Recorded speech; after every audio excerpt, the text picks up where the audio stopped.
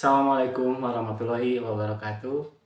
Jumpa lagi ayah bunda, sahabat pojok parenting.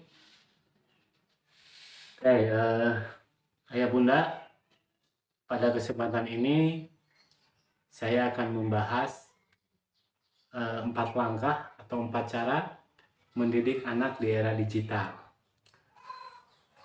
Ayah bunda, orang tua adalah merupakan sosok atau pemimpin yang memang menjadi panutan, menjadi idola bagi para anak-anaknya.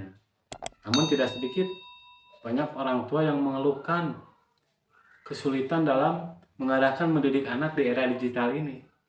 Bahkan banyak yang mengeluh, kenapa ya anak sekarang itu beda dengan zaman dulu, susah diatur, nggak mau dengar nasihat orang tua. Banyak lagi punya keluhan-keluhan seperti itu. Ayah bunda, sebetulnya anak itu bukan tidak bisa diatur, bukan susah diarahkan, tapi karena kita orang tua tidak memiliki atau tidak punya langkah-langkah yang memang bisa dipahami oleh anak. Ingat ya, betul bahwa setiap zaman itu berbeda. Zaman kita dengan zaman anak kita sekarang sangat jauh berbeda kondisinya. Sehingga apa-apa yang kita lakukan, pola asuh yang kita lakukan terkadang tidak sesuai dengan zaman sekarang, tidak sesuai dengan apa yang anak inginkan. Nah, untuk hal itu saya ada 4 strategi dasar dalam mendidik anak di era digital. Mudah sekali ini. Baik, yang pertama, cinta yang penuh. Cinta kita, cinta orang tua yang dapat dirasakan dan diketahui oleh anak bahwa kita itu mencintai. Itu yang pertama. Bagaimana? Artinya begini, jadikan anak sebagai salah satu kriteria yang penting di dalam setiap kita mengambil keputusan di dalam keluarga. Komunikasikan dengan anak baik secara verbal maupun non-verbal tentang betapa kita mencintai dan menyayangi anak-anak kita. Itu hal yang penting tadi, jadikan anak menjadi salah satu kriteria terpenting dalam setiap mengambil keputusan. Artinya setiap keputusan kita libatkan anak sehingga anak merasa dihargai. Yang pertama. Yang kedua, bangun aturan dan nilai-nilai dengan kesepakatan bersama. Nah, ini tidak sedikit orang tua membuat aturan sepihak. Aturan yang hanya menguntungkan bagi orang tua. Sementara bagi anak menurutnya itu merugikan. Sehingga terkesan anak tidak menurut, tidak mau mendengar nasihat, tidak bisa diarahkan. Itu karena ketika orang tua membuat sebuah aturan tanpa dikompromikan dengan anak, tanpa didiskusikan.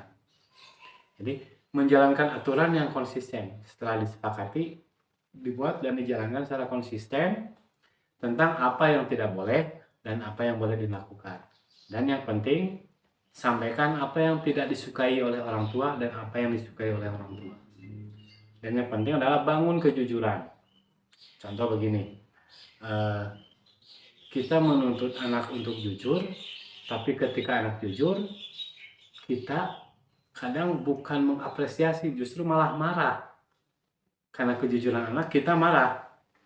Nah, ketika itulah yang membuat anak menjadi tidak jujur, karena setiap anak jujur, kita marah.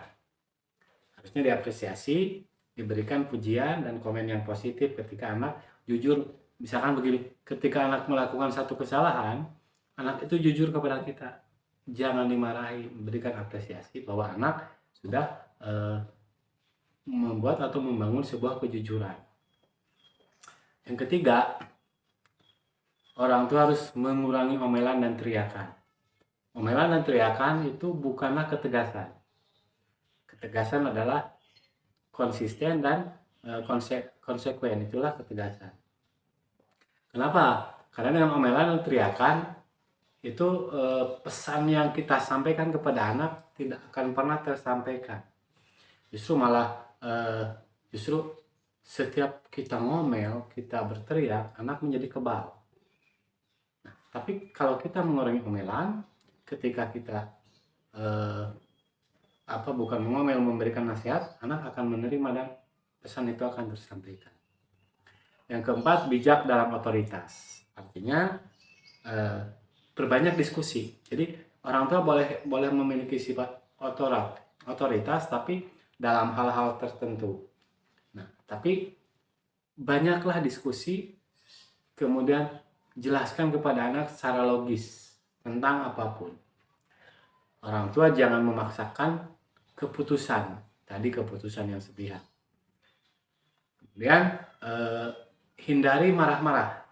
Semakin jarang orang tua marah, maka ketika suatu saat orang tua marah, pesan kemarahan tersebut akan diperhatikan, akan menjadi sebuah perhatian bagi anak.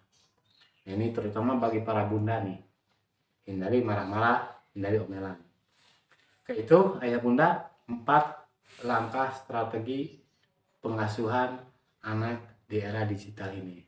Sekian, terima kasih. Assalamualaikum warahmatullahi wabarakatuh.